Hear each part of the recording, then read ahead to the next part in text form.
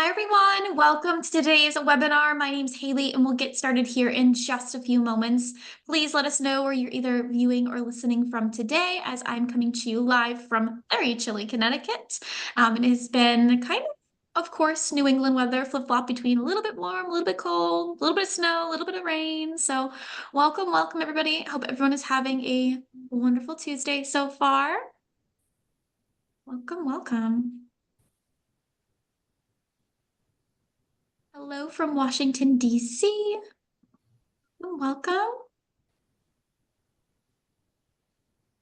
I heard the cherry blossoms are going to be beautiful this year in DC. Welcome from Grand Rapids, Michigan. Hello and welcome. We've got Pittsburgh, Pennsylvania, Redwoods, California, Chicago, New Jersey.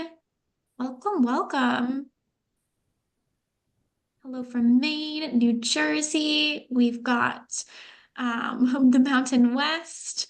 Welcome. We've got India, another from India as well. Welcome. Princetown. All right, Minneapolis. Welcome, everybody. With that, we'll go ahead and get started. So again, good morning or good afternoon, everyone. My name's Haley, and I will be your host as we discuss today's topic, which is the 2025 predictions, the future of browser security, lessons from the pioneers. Now, this is brought to you by Menlo and hosted by VIB. Today's webinar will be about 45 minutes long, and we'll save the last 15 minutes or so for Q&A. We also use the Q&A button bottom of your window to ask any and all questions, and we'll do our best to answer those at the end of today's presentation. And if you have your pop-up blocker on, please ensure it is turned off, as we've got some great poll questions for today's presentation as well.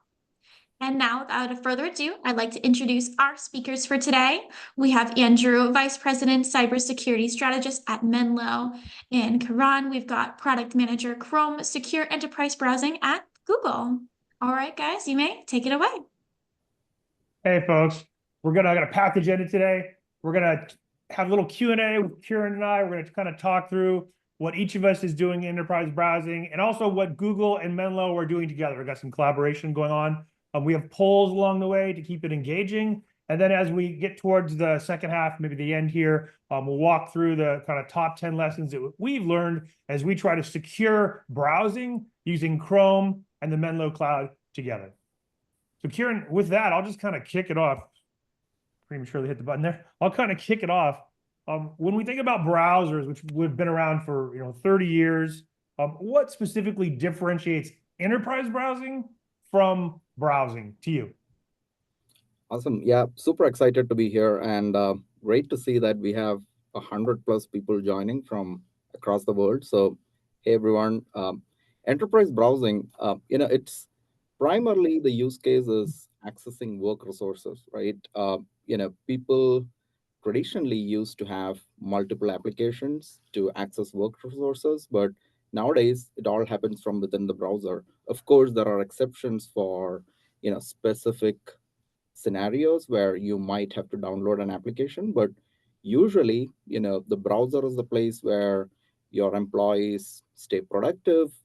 It is where they browse the internet, maybe use the latest AI products out there, but it's also where employees encounter threats, right? So, the browser has become that, that layer that separates, your internal work resources and the external internet. And this is, Hey Kieran, that's really interesting. That we used to think of a firewall in the network being the thing that's between the good and the bad, but saying now the browser is really the place where sort of users and apps and data meet, and they might be doing stuff on the public internet, they might be doing stuff on internal resources or services that are public internet facing, and it all comes down to the browser at the end of the day is what you're getting at. 100%. And I'm sure, Andrew, I mean, you'll be able to talk about some of the threats that, you see enterprises face day to day, especially in the browsing context. I'm also happy to flesh out, we see things like targeted phishing attacks or, data loss prevention is a, important protection vector that is now being incorporated into the browsing layer. I think these are two great examples.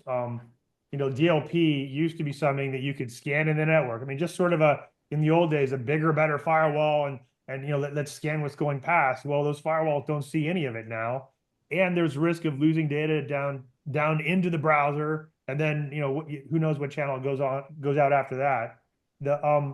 The other thing you mentioned, targeted phishing, has really developed in the last 2 years. As all of us have used AI in our work, well, guess what? The bad guys are too. Menlo uses AI actually to combat targeted phishing attacks. We call that Heat Shield AI, but I won't give an ad for it. But these targeted attacks are now generated by AI, and then the servers they come from are orchestrated and automated, so they can basically build a much higher volume, larger volume of attacks that are more focused and frankly higher quality. And in our own research, and actually research that came out of Harvard last 2 weeks, it validates it. We now see that the click-through rate on phishing emails is over 50%, which is just a bummer, because we've been working on this problem for 20 years. I think to some degree we thought, oh, our controls are getting ahead of that. Well, the adoption of AI and automation by the bad guys has made phishing attacks much more effective. And it's fortunate, Menlo's been using AI to inspect email and inspect browsing for a few years now. Our system can detect those attacks that are built by AI with AI and stop those phishing attacks without signatures. So folks don't have to worry about those targeted phishing attacks if they're using Chrome with Menlo. Well, they should still worry about them maybe a bit, but they should think through what they click on. But those attacks can be stopped if you adopt a modern service that uses AI to stop those AI-driven attacks. 100%. And one way to think about it is the browser is the new operating system, right? And all of the protections and all of the capabilities that used to be there in the operating system, as we see apps being migrated to the browser, we see all those capabilities also coming to the browser. So things like safe browsing, which is built into Chrome by default, right? It protects billions of users, it protects Google search, it protects Gmail.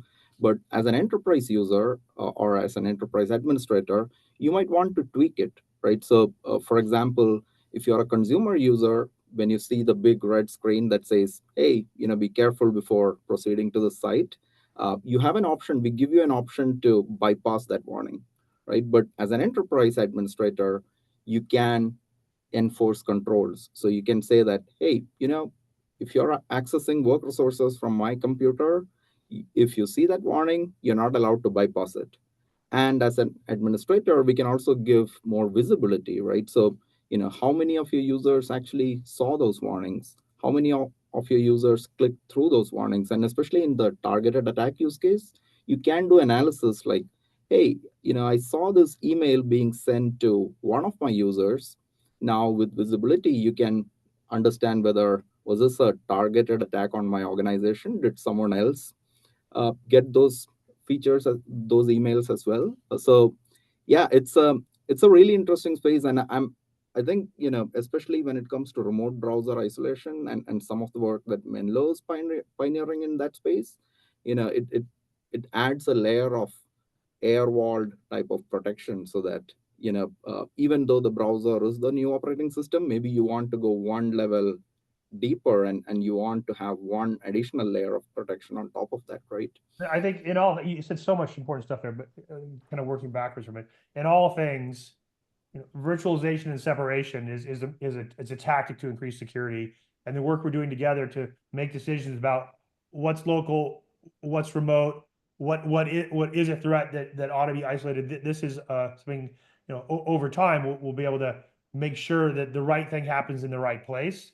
And I think backing up though, what you said about management being a first step, like just managing the browser, treating it as a real tool we use in our work rather than just the thing that's there for browsing the web. This is a transition in thinking I think we all have to go through. And then you said something else important, getting visibility into the behaviors going on in the browser, whether attacks are widespread or targeted, and who is seeing what. And then if you need to investigate something, looking at what they did, tools to provide greater visibility into the browser, in addition to trying to stop all the threats. I think maybe the fourth thing we need to think about here is, okay, we're trying to get visibility. We're trying to see, how the browser is being used. We're trying to manage the browser without getting in the way of work, stopping threats that land, they land only in the browser. They don't cross any infrastructure we control. All the while, what's the main thing? Well, we're trying to get work done. And so zero trust principles have to be applied along the way.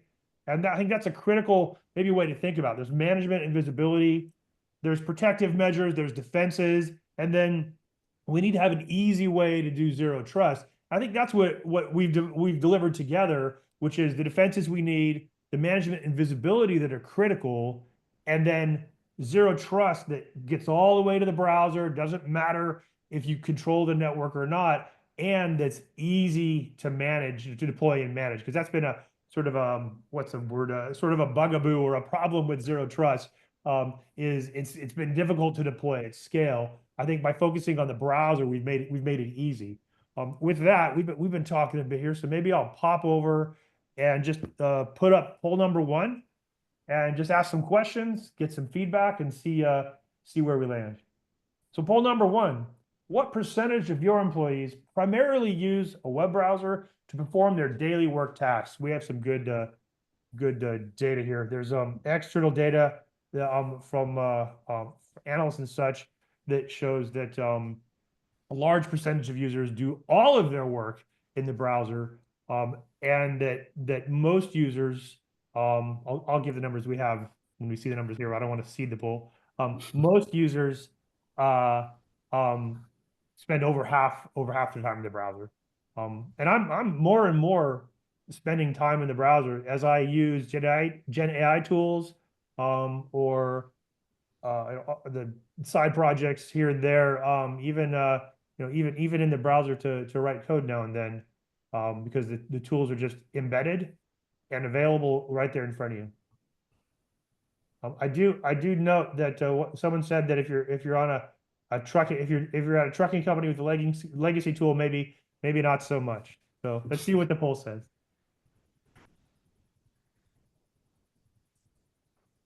Wow, so this really matches up with what we see, that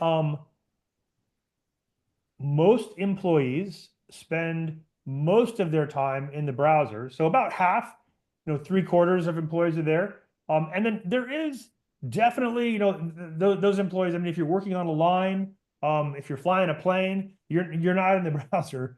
But there are the supporting tools that are largely web-based these days. And I think it's important to consider that as we get control over that use of the browser, if we do that in a way that's efficient, we can also go secure, legacy applications, for example, where you might need a different set of tools for a time to secure legacy applications. Although, your mainframe application with some client front end, those are going to evolve toward the web in time. So we talked a lot about what employees do. I talked about, hey, it should be easy to do zero trust. What is the main way to make browser security, easy or not cumbersome? Like, what do you see as, how do we make it something that administrators could adopt without getting, a bunch more staff, or that users won't try to work around? Yeah, I think, Chrome has always considered itself a platform, right? So our goal is to meet customers where they are, and this is why we have a particular emphasis on partnerships. So, if you are, let's say, using a solution like Menlo, right?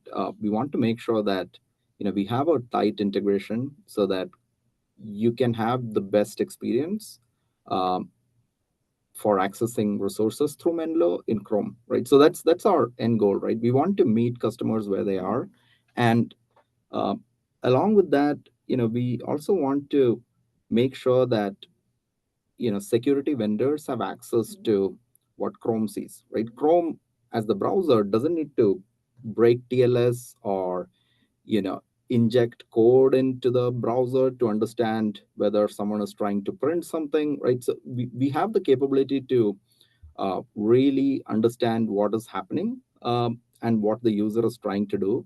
And our mission is to share that signals with security vendors of choice, so that they can, they can take informed decisions, right? I see that there are some fun chats that are happening Yeah, in the Kieran, I was frankly yeah. enthralled, and so I went to the next poll and Yeah, no, that's fine. didn't notice because I was just listening. Yeah, yeah. You talked about, you mentioned TLS, that, what we used to call SSL, and if folks on the webinar are familiar with network security and they work with firewalls, then they've had to work with certificates and crack TLS, and they're also probably familiar with the increasing difficulty there as we try to have perfect forward secrecy in TLS. Now I'm using too much jargon. As we try to make TLS more secure and for reasons of privacy and transport security, not crack it, well, that makes it harder and harder to get visibility into what's happening with browsing. And so historically, it was sort of an impossible problem because you just had to take on the complexity of cracking SSL, which could prove very expensive because you had to get specialized equipment or license special features on firewalls and such. And you pointed out that, well, if you're in the browser, which is the termination point for the session, you naturally have visibility because the user is going to look at clear text when they're using the system. Yeah. And that's the place where you can provide visibility. And it turns out just in the past that wasn't possible because systems were trying to do all the work in the network. But while we've moved on from that, because for example, I'm using a nice network today, but it's not a network that Menlo manages, and I'm just connected to the internet. And so Menlo would have no opportunity. Menlo, as where the place where I work, not a security company, would have no opportunity to crack SSL and look for threats or do DLP inspection. But in the browser, that can be done. So maybe what are the complexities or what are the challenges you see with trying to get that work done sort of in the browser? Yeah, I think the important point to think about is productivity is usually prioritized higher than security, right? And the goal is to make sure that end users are productive, right? So when you think about a solution that protects users at the network layer, our goal as the browser is to do two things, right? One is to make sure that the customer has choice. So if the customer wants their network solution to inspect traffic that is originating from a managed browser, we can help them, right? So for example, we are launching features that will allow enterprises to deploy client certificates or deploy root certificates into the browser, which will allow them to do deep packet inspection of the network traffic, right? So previously, you had to do more expensive things to break TLS and understand what is happening. Another just very simple use case is one of the things that is very hard for a network-based solution to differentiate is my end user uploading a file to their corporate Google Drive account or to their personal Google Drive account, right? Because from a network point of view, both these requests look exactly the same, right? But the browser can convey that information to the network provider, right? We can tell them that, hey, this user is actually signed in to Google Drive in this particular session with their personal email address, right? So this data flow shouldn't be allowed. At the same time, if they're signed in with their corporate account, it should be allowed, right? So essentially, I look at, for example, the integration that we have with Menlo. My goal is to make sure that, Menlo has as much visibility into the browser and the environment in which the browser is running, so that you can take informed decisions, informed security decisions about how the user should be accessing resources from Chrome. I just want to peel back some of what you said there because it's sort of layered. Managing the browser, treating it as a managed element, that's almost using a term from the network days or a term from endpoint days. Hey, we need to manage the browser, and then once you're managing the browser, certificates, settings, those things can be like put into the browser via policy. And that's a channel that we're working on together, where Menlo is generating policies, then those can be put into the browser. And then you mentioned the signaling mechanism and the cool stuff that's happening this month, where Chrome and Menlo can work together, and with no client software installed other than the browser that's there, we can get posture information from the endpoint. So pulling up that host information and using it in policy without another heavyweight agent down there. You have an operating system, you are going to have some protection mechanisms for the host, but the browser's there, and in an enterprise context can get that signal up. I think there's more work to do there beyond posture, because that signaling, as you said, signaling for identity, that really removes one of the key problems of trying to do everything in the network, because you run into a timing problem where if the network can figure it out, it figures it out too late. Whereas if you can enforce at the endpoint in the browser, you can just make decisions about what is or isn't allowed. And sometimes that decision might be to virtualize that session, to use remote browser isolation, or as we call it, next generation cloud browsing, which is merely advances in RBI, significant advances, because Menlo's been doing this for a while. You can have some things be remote, and you can apply policy in either place and do that without additional complexity. To the end user, it just looks like they're browsing, and they might be browsing locally or remotely. And then those policies to stop data from leaking out, much in the same way that for many environments, we've put controls in for USB adapters and Bluetooth adapters, and those things now being available in the browser, being able to access USB or access a Bluetooth adapter from the browser, those things need to be managed in an enterprise environment, because there might not be a need.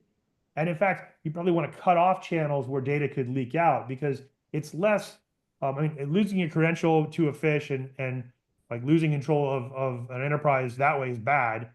But more commonly, data is leaking out, and that data can be costly in two ways: either loss of intellectual property or consequences for losing personal information. So locking down those things without burdening users and without burdening administrators is possible through this signaling that we're achieving between Chrome and the Menlo service. 100%. And just want to point out one of the things that you mentioned.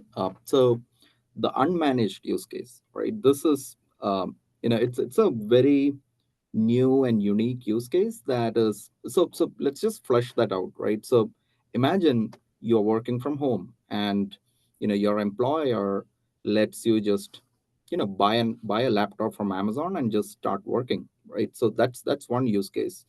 But there are also use cases where you might have acquired a company. There was an M&A that happened, and the other company is on a different security architecture, and you're in the process of migrating them.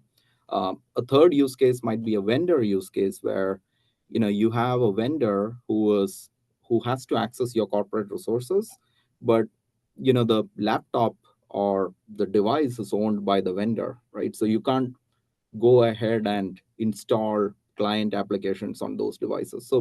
So there are these use cases where the browser is a perfect fit, especially Chrome, because it's already there, right? It has already gone through the security review process in most vendor situations. As a personal user, I trust Chrome. It's highly likely that I have Chrome deployed on the laptops that I have. So one of the unique innovative features that we have is the ability to have a managed work profile on an unmanaged device, right? So you can just use your corporate identity and sign into a work profile in Chrome, and that particular profile becomes your work profile. You can still have personal profiles that you do your personal stuff on, but that particular profile is a work profile. And now imagine the integration we have with work profiles and Menlo, right? So you can have use cases where, let's say it's a highly sensitive application. We can tell Menlo that, hey, this user is trying to access this particular application from a work profile, but the device is, we don't fully understand the device, right? So maybe we can intelligently load that application in the remote browser in the cloud instance, right? But there are other use cases where, hey, they just want to join Zoom, right? And in that case, we don't need to route all of that traffic through RBI, right? So we can intelligently just have some basic protections at the work profile level, and then allow the users to just access those resources directly. So just wanted to highlight the It's a work. great point. Actually, I want to come back to this unmanaged Mhm. unmanaged use case after poll number 2. Before we kick off poll number 2, I'll just say I experienced this just yesterday as an end user. I was on the machine behind me. I went to go grab something. I signed in with my, I signed in, it was my personal account, signed into Menlo. And I was like, oh, I got my policy. I'm there in Chrome. My policy's there, and I'm working remotely.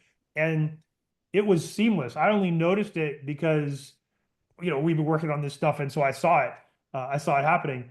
The profile just following you is an important element of being unmanaged, and it's a different way of thinking because we used to check the network, check the endpoint, like kind of ploddingly look at the infrastructure. When these days, if you're internet connected, what matters is the apps you need to get access to and the browser you're accessing them from. With that, we'll pivot to poll 2. Maybe we'll come back to the unmanaged use case after poll 2. Yeah. So what's your biggest concern? We've talked about our biggest concerns.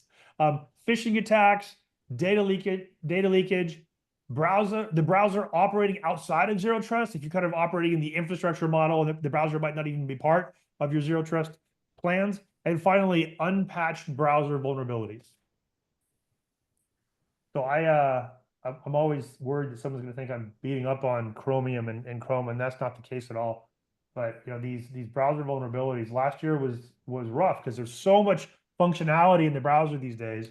Kind of one a month, through at least through the summer, and then right around, everyone likes to publish around Black Hat. Right around Black Hat, all those I'll just call them issues came up, and I think it just really highlighted the need to get management into the browser and also knowledge as to whether the browser is patched and up to date.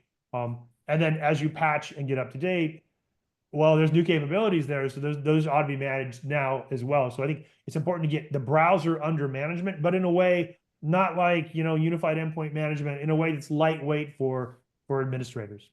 So I talked a lot about browser vulnerabilities, but phishing attacks and malware infections are maybe the more exciting stuff. But let's see what folks think is a concern for them. Phishing attacks and malware infection are the exciting stuff. We we don't talk enough about I think phishing is it's so commonly referred to, even in the even in my brother and my mom know what phishing is, but downloads to the browser and fileless attacks that can infect an endpoint, even circumvent kind of endpoint protection mechanisms that are there. These are a critical problem, and combining those, combining malware that's fragmented and brought down to the endpoint and engages in a fileless attack, so EDR and Next-Gen AV don't see it, and then something like that exploits, combining that with some vulnerability, and that vulnerability could be local. It might even be in an application that's remote, where if they can now make a request to that application, combining attacks in that way, I think are a big problem. Data leakage is emerging. I think that's represented here. So over a quarter of people, and then the browser operating outside of Zero Trust.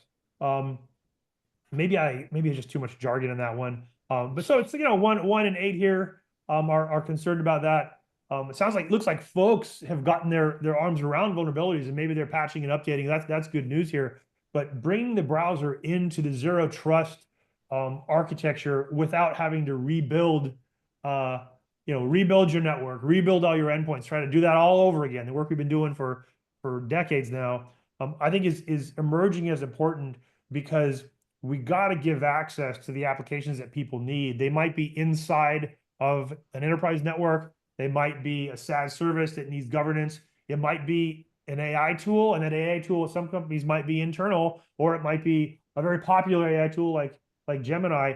Managing all of that and bringing the browser into a Zero Trust context enables folks to now have Zero Trust applied to not just the user or the network, but to every piece of content. So almost flipping it around. Yeah, the access to that content can be sort of done with zero trust in mind.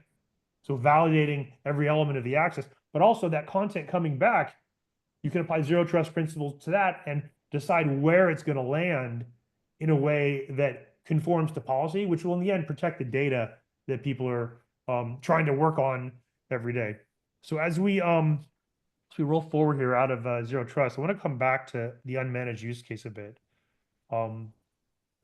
We've seen that identity becomes a problem if you've got multiple providers, and often tying zero trust to the network and the identity server, identity infrastructure, as we call it, auth servers, we used to call it, tying it to those things and coupling it to those things actually is really a problem if you have this unmanaged use case, whether it's a transaction between companies or partners or workers who are maybe very specific consultants and coming in for a time. And that by decoupling identity from the actual zero trust store and decoupling identity from endpoints and networks, we can now, as we described, have that profile follow a user into the browser. What are some things you see that need to be added to this unmanaged use case over time? Like what do we need to address next? Yeah. So just one point about identity. I think that's so crucial, Andrew, because identity migration is usually the heaviest lift thing that an enterprise can do, right? It's usually the stickiest product in the enterprise stack. And again, we want to meet customers where they are, right? So one of the uh, solutions that we work with is partnering with identity vendors, right? So we partner with all of the leading identity vendors out there. So Okta, Ping, um, you know, Jump Cloud, just to name a few. And we also have a generic way of integrating with IDPs, right? So what it allows you to do is use your enterprise identity as a bootstrapping mechanism into work profiles, right? So, we are going to leverage the authentication and the proof that you authenticated into your IDP as a proof that, okay, this user is a valid user, and we are going to bootstrap them into a work profile. So that work is foundational in my opinion. And what it allows you to do is, traditionally you had to either do identity chaining or sync your identities with Google or some of these other providers. We are essentially removing that requirement, right? So if you are this coming is really interesting. You're saying that the identity doesn't need to be a Google managed identity to enjoy all the benefits of enterprise browsing. 100%, yes. That's interesting because there's a range of identity providers. Menlo, in many cases, we support different providers within the same tenant. So we have someone using the service and they have different providers there. And you're saying we wouldn't need to add another identity or duplicate identity or sync identity. You can in an arena. I know we might get into technical details of tokens here in a second. We'll maybe pause before that, but you don't need to have a Google managed identity to use enterprise browsing features in Chrome. And that sort of extends to Menlo. Talked about partnerships. The benefits of putting things together through partnerships, as long as it's simple to deploy, is, in the past, when there was a solution with quotes around it, it was often complex to deploy because you had, some piece of metal and the virtualization on top of that, and you had, a virtual machine from someone else, and there had some way they had to talk to each other, and you had to put all that together. But in this world, we've done the work to integrate things, and it's all cloud driven, so there's no infrastructure to deploy. So the solution can be very simple, and we can still have the benefits of, what do we used to call this? A federated system or a single sign-on system. The identity provider is now decoupled from the feature capabilities of enterprise browsing. So it's easy to deploy and really kind of invisible to end users. And that's the way security ought to be. 100%. Yeah. And I think it also ties to the zero trust aspect of the story, right? Because identity is also such an important part of zero trust. What this allows you to do is utilize some of your existing zero trust capabilities. So for example, if you're on Okta, you can write an access rule in Okta that says only allow users to access Salesforce from devices that have the latest version of Chrome, or that have Windows patch level above certain things, above certain level, right? So previously, you had to deploy an Okta Verify client, which would collect all these signals and then share it with Okta. But now all of this is built into the browser, right? So you can just sign in to your work profile, and we'll collect all those device posture information and share it with Okta. And you can write an access rule in Okta, right? So it's essentially removing the need to integrate tightly with multiple different identity providers, but it's also removing the need to have agents, right?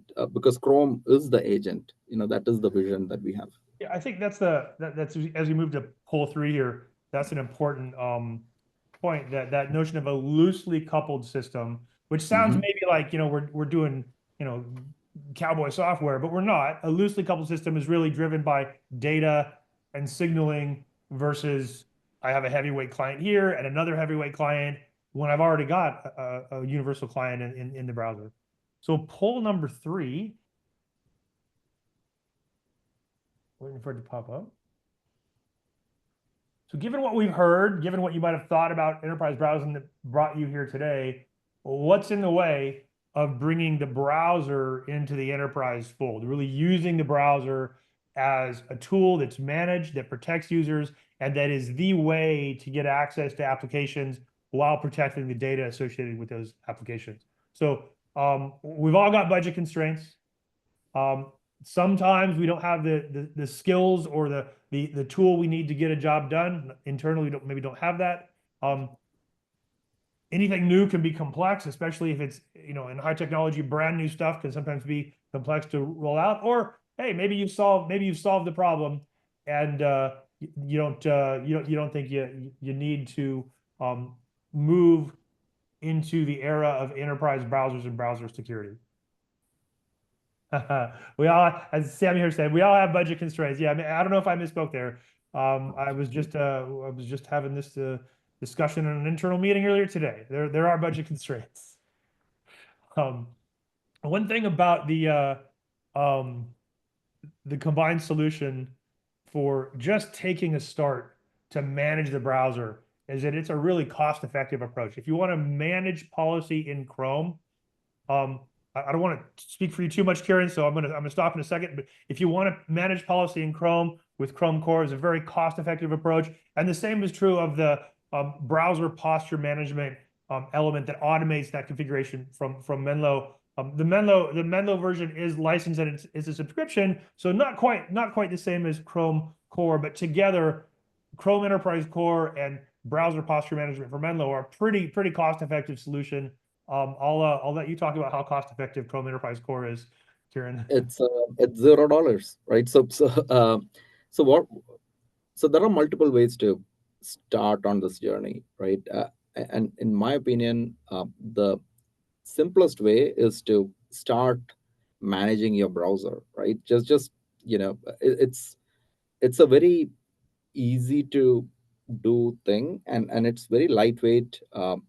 What it allows you to do is start exploring the options that you have, right? So for example, you might want to control the type of extensions that your end users are deploying, right? You might want to have visibility into which extensions are my end users using. I mean, a lot of these extensions, maybe they are a grammar check extension, but what they do is they send full page contents to their servers, right, for checking whether the user is grammatically correct or not, right? And that means all of your enterprise data is actually being replicated on some server somewhere, right? And that's the type of thing that is super easy to stop, and it's cost effective. You can just start doing it tomorrow. Yeah, and I think with Menlo, you can maybe talk about what is the first step from a Menlo point of view as well, Andrew? We have we have in the tips we have some of this precisely like the first step is just choosing a project, and managing the browser is a good project to choose. There's a host of others that I'll tick through, but I think that's the difference in thinking. Like, we don't have to build something. We have platforms in place. We don't have to redo them, but just picking a project and moving forward is the way to make progress on this.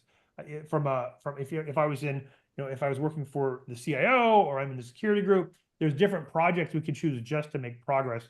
Let's see what folks see as their, that was rough to get out, as their constraints.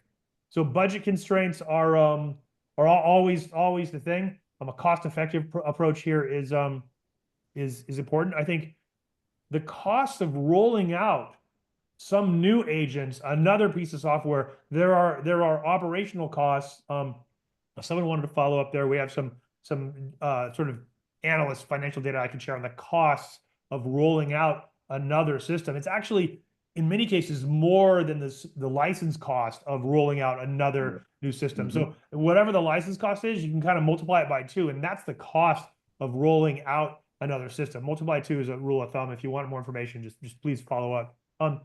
Lack of expertise and resources is the thing. I mean, especially if you're coming out of a network security world, now the browser is kind of on the endpoint. That might not just lack of expertise, but you might even be crossing an organizational boundary inside the enterprise. So now maybe it's somebody else's responsibility. In the browser security gap, it's not just technical, it's between people. Like, whose job is this? We see that quite a bit, where we've tried to craft capabilities such that if someone is in, the SOC, okay, there's a project they could choose that would really be in their domain. The SOC, the Security Operations Center, sorry, jargon there. If someone's working for the Chief Information Security Officer or down, in that organization, there's a project they could choose that would be within their domain. If someone's job is providing remote access or hybrid work, support for hybrid work, there's an access project they could choose. And then if someone wants to get that browser under management, and they're working in the group that kind of is the support and management of stations or hosts or endpoints, there's a project they could choose. And then over time, hey, it might cross boundaries, or organizations might even change in time as the infrastructure decouples from the software, and where we do security spreads through the organizations. Concerns or complexity about disruptions to workflows, third of the time, the winner here. Any rollout of some new application, some new client, changing how you do remote access, moving from virtual desktop kind of stuff or traditional VPN, remote access VPN stuff, to a browser-based approach is a worry. I think we've taken this very seriously, in that we want the end user to interact with the system just like they do with consumer services, as we call them. So if you're someone who usually does search, or is usually shopping on the internet, or is using Gen AI tools for entertainment and in hobbyist mode, that's how it should feel to start off at work. Sign in with your identity, probably using 2-factor if you're in the enterprise, we hope so. And then the applications you need should just be there in front of you, just like the stuff you're searching for on the web should just be there in front of you. And the administrative burden also needs to be low, because we just can't take on more and more work every time we need to go solve one of these problems. So we've tried to make the administrative burden very low, using automation, having even when you need to get access to an internal application, the software you need to deploy internally is very, very simple, and makes a connection back to the cloud so that you don't have to manage all that network stuff yourself. I think the days of everyone being a network engineer and everyone having to work on infrastructure, work at a command line interface to change how traffic flows, those days are done. We should only require actual network engineers to change routing. We should just be able to deploy services to the browser and get access through the browser. Now, the 1 in 10 here who says their existing tools are enough, I'm hoping that I can congratulate you on already deploying enterprise browsing with Google, or maybe Menlo, or some other tool for enterprise browsing, and getting security added to browsing. It may be that you haven't quite seen how web security tools are not doing the job to secure content as it goes to the browser. And if you were interested, we could follow up and we can show you how a fileless attack or an AI-driven automated phishing attack can get right through those kind of 90s, 2000 era tools. And if you don't augment your defenses, you're at risk of getting breached because these new attacks are much different. And hybrid work needs a new approach to zero trust because you can't block people at the edge of your network. So if you've done the job, that's great. If you're maybe thinking, okay, maybe there's more to do here, you don't have to follow up entirely. I'll have a document you could read if you don't want to hear me prattling on again. No, I think, Andrew, just one point that you mentioned, and it's also mentioned in this chat, is the complexity, right? And I think, one of the things that I see from customers is, as we move away from network and, some of the more complicated ways of protecting, it's not that complicated, right? It's, I mean, things have started becoming pretty straightforward and simple, because, and what we see people do is start with monitoring, right? So, your step one, you don't start blocking things, right? So step one is to understand, right? What is happening? What extensions are my end users deploying? Which pages are they visiting? What kind of threats are they? So it's almost like running this in the audit only mode. The next step is to start warning users, and in a lot of cases warnings are enough, right? I mean, maybe someone is trying to send their work through their personal email, to so that they can work more, or they're going on a vacation and they want this to be there. So just telling them, reminding them that, hey, this is not an approved workflow in context is in a lot of times enough, right? And it's only then that you go into the more stricter blocking type workflows. And also these are like, yeah, in general, right? We are moving away from a technically complicated way of doing things to, making it more straightforward and simple, to manage uh, these types of situations. Right? So Okay, we do need to get to the 10 tips, so I'm going to pop to the next poll. go for it. But Yep. what you just described there, conserving that hassle and doing that work in software and then signaling between us so that the management burden is low and we can achieve a very clear goal. Step one, good project to choose. I just want to get visibility into browsing. It's a great first project. And in the top 10 tips in a moment here, I'll have some other projects that might be good to choose. And they're vendor independent. It's just stuff you could go do. We're doing a little bit of marketing here, but not too much. So poll number 4, how confident are you in your organization's ability to prevent attacks targeting employee browsers? Very confident, somewhat confident, not confident, and not very confident, and then not at all confident. This one should be quick. I knew we had a packed agenda. There's so much great stuff going on. And the combined solution now available in Google Marketplace, and with the posture check, that endpoint security check being done within Chrome, is super exciting. But let's see how people feel about their ability to prevent attacks. Somewhat, yeah.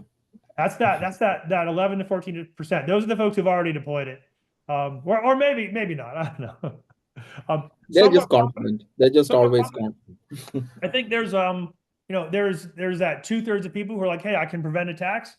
And I'm hoping they have the controls in place, or maybe we've done something here to make them feel like, you know what, if I take on a little more, I could stop them.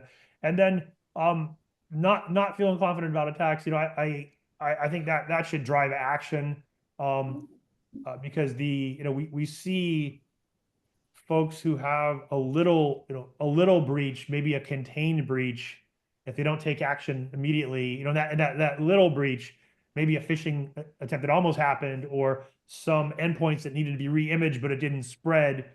If action isn't taken immediately, even though there's a moment of like, ooh, we let something through, it's going to come back around. Like the attacker knows they made some progress in that arena, and they're going to come back around. There's a risk of a larger breach. I don't love pushing the worry, but that's the worry, is that you have a larger breach. So with that, we're going to rip through the top 10 in the style of I guess we're going up, so it's not the style of a late night talk show. So the lessons we've learned: the browser is the new OS, and by that we mean it's where people work, it's where data flows to and through, but also it's as complex as an OS. If you think about, the internet era starting, good old Windows 95, the OS was just 10 million lines of code or so. A browser today is 3x that. So the complexity and the capabilities that you have there, and the importance to your business, means that it ought to be treated as an element that you really manage. Further, that operating system plus the user, that's the workspace.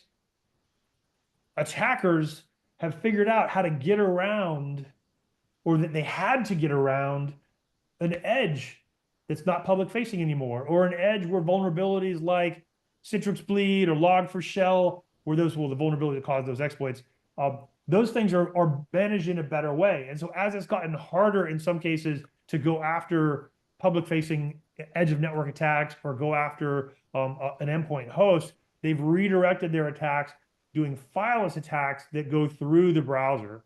So we need to figure out a way to defend against those attacks without adding a ton of cost and complexity to the enterprise. And so our view here is that you don't need to rebuild. You don't need to change everything to make progress on this really important things. There's a project you can pick to start small and build. Number one, so this is lesson number 3, but point number 1, an outline going on here. That secure browsing policy is a good place to start. Trying to stop ransomware delivery, good place to start. Getting ahead of phishing, and then also using that to stop Gen AI fraud, because we've seen an explosion in our own telemetry where we see the metadata around browsing of fraudulent Gen AI sites. So phishing emails go out and it asks folks to go to some cool new Gen AI site, or they are an imposter Gen AI site. Folks sign in, they just lost their credential right there, or they sign in and use a fraudulent site for a while. They've also lost data. So using a tool that stops phishing and Gen AI fraud, good project to start. Evolving access methods and moving out of the VPN remote access connect era to a zero trust in the browser model is a good project, simple project to deploy. Trying to upgrade DLP and get data leakage protection all the way down to the browser is a good place to start. Maybe just starting to get session visibility, maybe in concert with a management product, but just say, hey, we want to see what's going on. We want the metadata around browsing, and we want to be able to, in an event-driven fashion, record what might be a security event. And don't record everything. Record what might be a security event would be a project to start off on. And finally, we're increasingly seeing folks putting projects in place here, getting their arms around the shadow use of Gen AI, and then enabling sanctioned use of Gen AI, and maybe having the tools grow over time versus only a single tool or a single part of one tool. Sanctioning the use of a major Gen AI tool, and then looking at what's shadow and ought not be used, or what ought be used in a different way is a increasingly sort of exciting project we see people going after. And it's also a little bit, lower sort of like urgency or stressful than maybe getting after phishing if you haven't done that yet. So you could start with stopping fraudulent Gen AI and then roll that out in a broader way if you wanted to. But so here you can just check a box on a project versus going and rebuilding everything. That's the I think that's the lesson.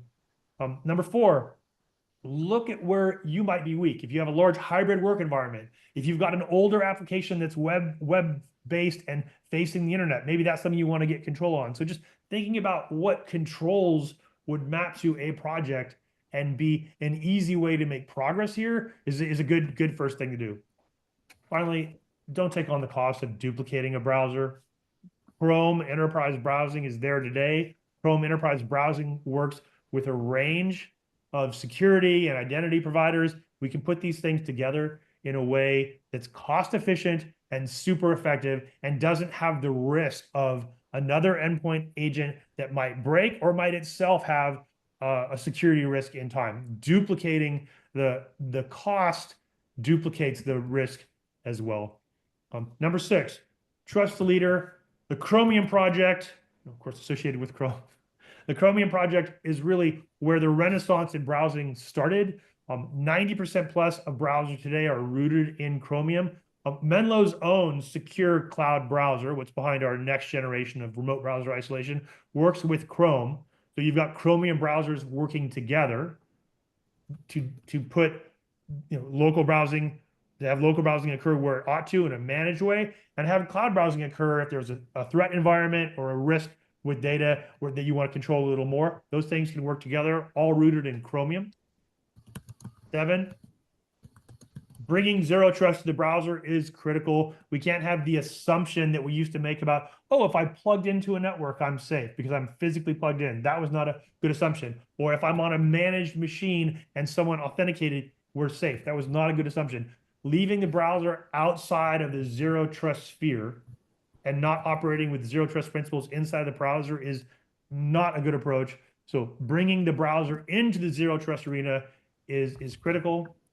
Number 8 here, we really need to get after managing the browser. It's a sophisticated piece of software. It has a lot of features. We need to at least make sure it's being updated, but also there's some things you just don't need to be doing if you're in an enterprise use case. So those things ought to be managed. Because there are thousands of policies to consider, thousands of settings to configure, and many policies that would be an outgrowth of that, some automation that makes it easier, or templates or automation that makes it easier to get a security compliant browser policy deployed out as configuration is important. You can do that with Google and Menlo today. Number 9, endpoints are contested ground. So if the risk justifies it, you ought to move that to the cloud. That might be management of the policy. It might be RBI. The days of using a gateway in a network, my little icon there is supposed to be like a racked box from the old days. A gateway in the network, even if you move that gateway into the cloud, you still have to worry about what's executing in the browser. By moving the riskiest content or those important use cases to the cloud, the local browser and remote browsing can work together, and you won't run untrusted code on an endpoint. JavaScript today should be thought of as code, so you got to make a trust decision about where it runs. Finally, in the managed or unmanaged use case, whether you check the box on this is a managed device and you have an extension there that is working in concert with the managed policy, or the unmanaged use case, Chrome is usually there, and Chrome can work with browser isolation to provide a complete solution. We don't need to put restrictions in place that will leave users trying to circumvent policy and get around it with some side channel like, oh, I'm just going to use my iPad here on this data. We can create an environment where any browser on any device works, and the policy follows the identity versus following the endpoint or the network. So those are our 10 lessons. I think there's one more poll we got coming up here. Oh, call to action first. If you want to learn more, you can about the joint solution and what we can do together, and how we can safeguard Chrome and safeguard applications, protect users, securing applications and data. You can go here, and I think there's a QR code here. If you want to learn more about the threats and how they've changed, really, really great report from the research team here at Menlo. You can just snap that QR code. You can also get this on the Menlo website. It talks about the change in the threat environment rooted in the action of global cyber gangs. And finally, as we're wrapping up, one last poll.